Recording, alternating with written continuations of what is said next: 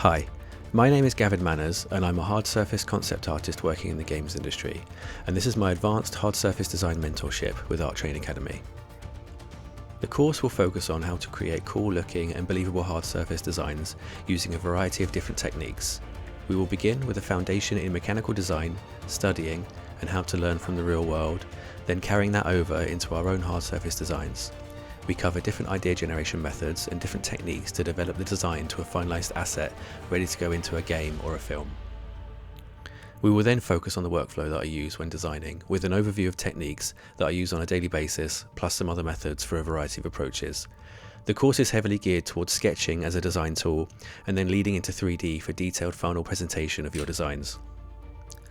I will be covering idea generation methods that I use, and also how I like to expand my work out into cohesive projects in order to build systems and worlds so that I'm never stuck for things to design for my portfolio. Then we'll move on to the project part of the course, where I'll guide you through creating a portfolio project with weekly feedback and guidance based on a system that you'll create at the beginning in your brief. The course will primarily focus on design thinking through sketching and 3D, so you need to have an understanding of how to use Blender and Photoshop or similar software packages, and good fundamentals in perspective drawing. I look forward to seeing you there.